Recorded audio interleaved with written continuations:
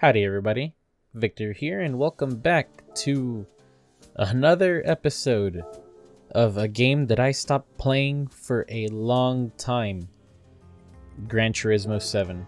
I was about to say Sport, but it's Gran Turismo 7, and the reason I'm coming back to it is because I decided to give it another try.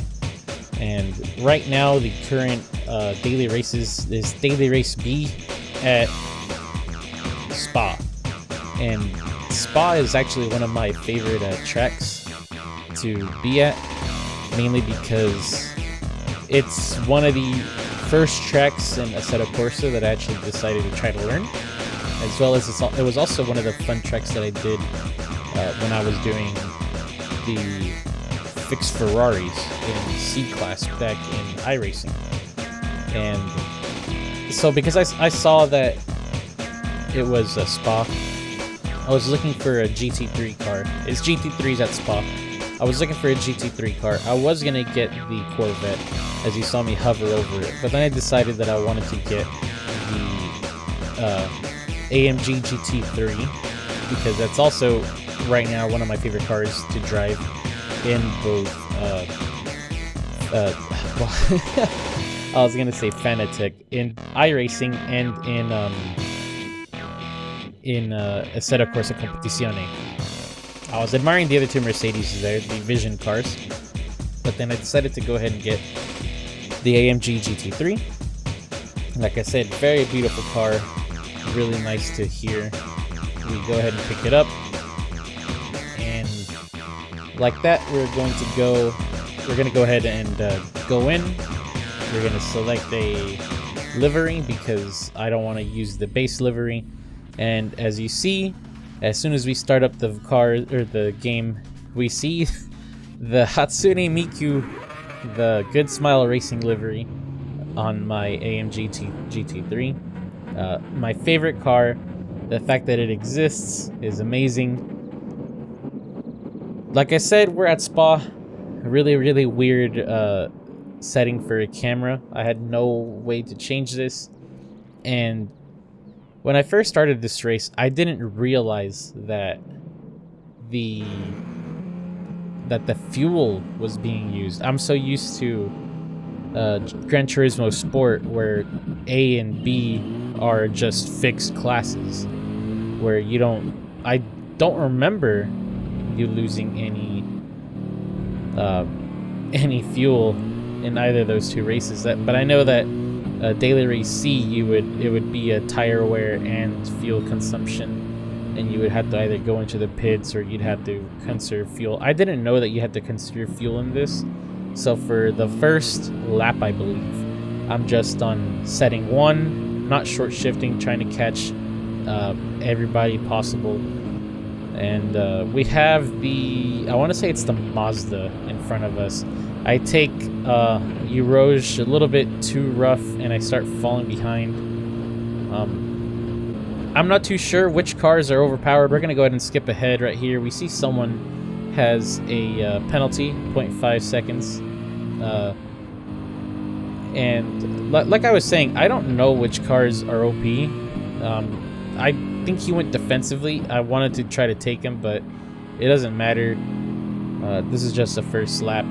I've learned that it's better to survive the first lap and make it to the end to be able to fight. We see the red car go into the wall, into the barrier right there. Unlucky rubber ducky for him. We go into, I have no idea what this is called, I forgot, and we spin out. And that is very frustrating for me, because this was the reason why I stopped this race. And it's at this point, I believe, that I noticed the fuel gauge, and I saw that it was that I started missing some, and I fixed it later. I believe I fixed it like towards the end, towards the bus stop chicane, or maybe a little bit after. But because our tires are dirty, we go wide again. We go back into the dirt. We have to go very slow and careful.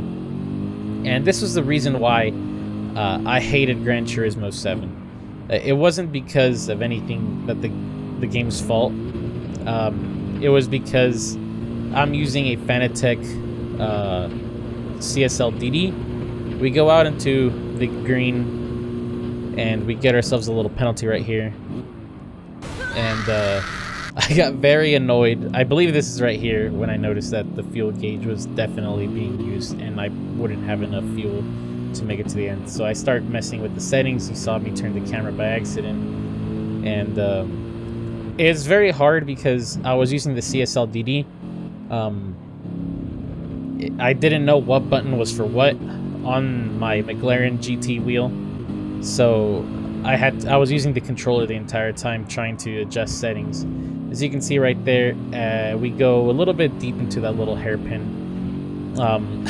We see Styles crash into the barrier right there. Not sure what happened to him. We see more people also crash into the barrier. Asian Burrito. And we go into this turn right here. Touching the curb. I noticed that the curb is a lot more dangerous in this game than it is in any other game. I'm so used to being able to touch that barrier and getting away with it. So playing Gran Turismo 7, and essentially if I even look at the barrier dirty, right there we go back into the grass. We touch the barrier a little bit. I almost lose it. But I noticed that if I even look at the barrier a little bit, if I look at its girlfriend at the bar by accident, you know, me and the, not the barrier, me and the curb's girlfriend, we lock eyes by accident, split second. He's on his way over to throw hands with me, and I don't appreciate that. I'm not too sure if it was the settings, because this is my problem with commentary. I apologize. My commentary goes everywhere. The reason I didn't like Gran Turismo 7 is because I'm using the CSL-DD and I'm using it plugged in with a drive hub wheel, and because the drive hub wheel is because the drive hub isn't officially licensed, I didn't know what buttons I could use for what, so I have to use the controller for all my settings. We saw Chris right there in front of us lose it a little bit, and that can kind of tell us a little bit of what's going to happen. And like I said, the settings weren't right, the steering wheel didn't feel right, and I fixed it now after these races. I believe I fixed it. I'm definitely have a little bit more control. I'm still going off and crashing, so hopefully in a couple more days I'll have the hang of this game and I'll be able to create more content. But as you can see right now, we are in the Supra, and we almost lost it at Rogue because I'm a fool.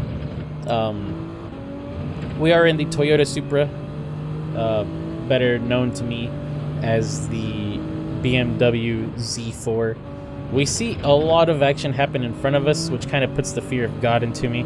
KJ rejoins and he turns back to normal at the very last minute, very close to slamming into the back of him. I got pretty scared, but it's okay because he remains 13. He teleports back into the field, and unfortunately he gets passed. That was mad for Pancakes. I'm sure he was mad, definitely not for Pancakes on that moment. He was certainly mad for something else. But yeah, before, when I first left, the reason was because I was in school, but also because I didn't really like this game because the steering was wrong. Everything felt wrong. No matter what I did for the steering, it just all felt wrong. Back into the green. I know what's gonna happen. Right here, we almost slam into the back of that the Toyota Supra. Very very close call, and we come up through the bus stop, and with our 5-second penalty, we go ahead and move onwards. I switched down to lane 3, or to fuel 3. I was doing a little bit of research, reading Reddit in between the races. We go ahead and pass KJ right there. From what I was reading on Reddit, this race, depending on the car that you're using, you either need to fuel save by short shifting or fuel save by using the fuel settings. So I saw someone say they did the Supra and they did it with fuel 2 on the first lap and then fuel 3 on the rest of the laps, and that's what I'm doing this time around. But I think I was also short shift. Well, I was short shifting just to see if I could make it to the end, and I realized that I probably only needed to just I didn't need to short shift. I could have just raced normally, and I probably would have been fine. Unfortunately, we're passed by Mad for Pancakes, so now I'm mad and not about pancakes either. I got my penalty. I got passed. KJ is right behind us. He's slowly catching up. And it's all unraveling for me right here. And we go into the turn again. This one right here. This is my favorite turn completely. Because the curb is so sucky. So I take it slow because I have no confidence around there. We come into, I believe, Campus. I want to say it's Campus. One of these turns is Campus. Somewhere around here is Campus, and we see someone else just disappear, teleported out of the existence. He no longer wished to race. I actually think that may have been Saint Fan right there. I believe he just teleported back onto the track. But I like to think that he just rage quit. I mean, he did just kind of teleport in front of me. It was very strange. Anyways, we get hit with our penalty, but we continue moving forward. KJ slowly catching up to us. Not even slowly. He's less than a second behind us. Someone leaves. I believe that was the guy that had spun out. I believe he spun out again. We're right here, back at bus stop, and we're gonna go ahead and go into our third lap. Now, in terms of these races, for sure, Spa could be a very fun track. I love Spa. Spa in ACC, Spa in AC, Spa in iRacing. It's probably one of my favorite tracks.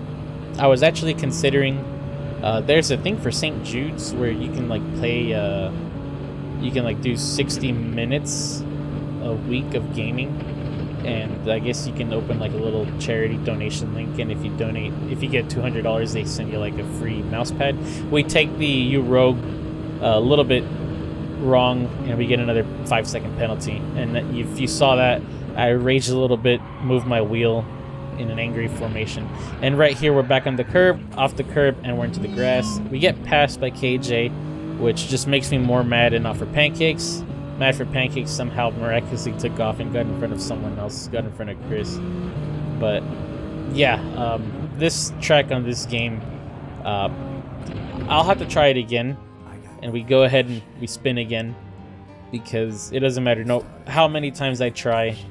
Every time I hit that curb, I'm gonna be spinning out, and it's pretty annoying at this point. Luckily though, I was considering rage quitting, and I dropped the controller. I dropped the Hori controller, so I said, screw it, I can't reach it. I'm sitting in my FJT Lite.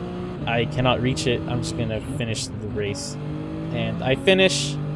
We come in at P13, and we move on to the next race. But I just get frustrated with this game. Is just frustrating.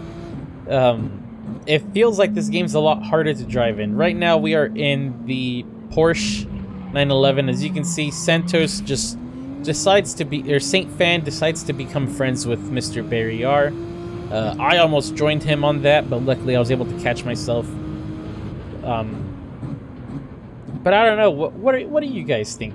Do the people that also play other sim racing titles like Assetto Corsa Competizione or iRacing or any other racing game, if it has Spa, what are your thoughts? Because I think Spa in Assetto Corsa Competizione, easy. Spa in iRacing, definitely easy. And I try to implement the exact same like style of racing that I would here, and I feel like it's not as easy. So we're coming into the end of the second lap, and just to show a little bit of a scary moment right there, I hit the curb, once again being sucked towards the curb and just thrown out, and I lose a little bit of control. Right here in front of us, somewhere near campus, we see Mr. Meow Meow lose it a little bit in his, I believe that's the Supra. And we're right behind Mr. Meow Meow Meow.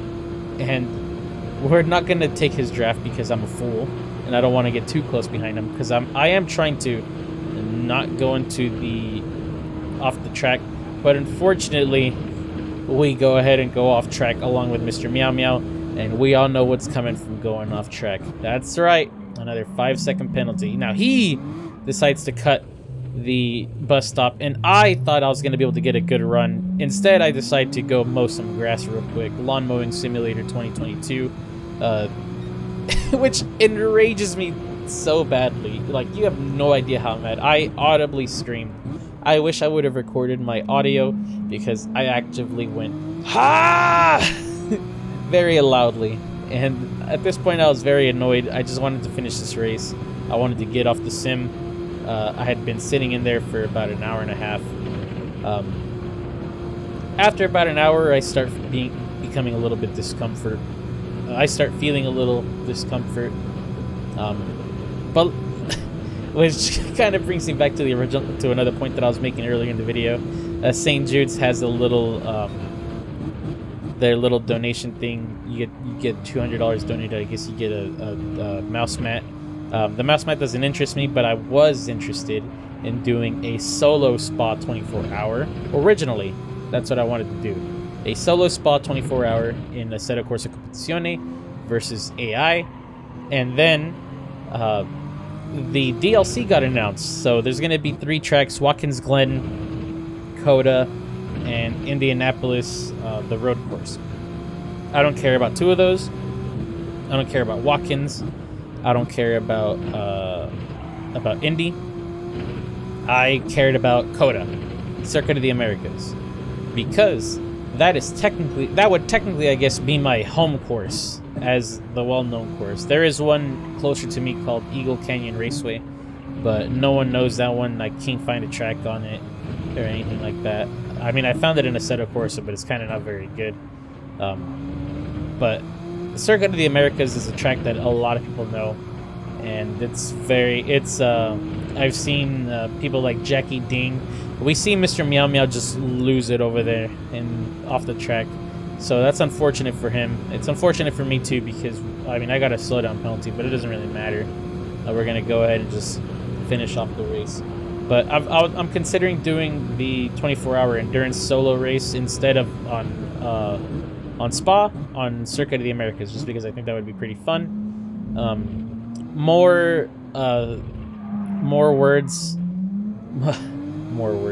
more information probably later, on a later date.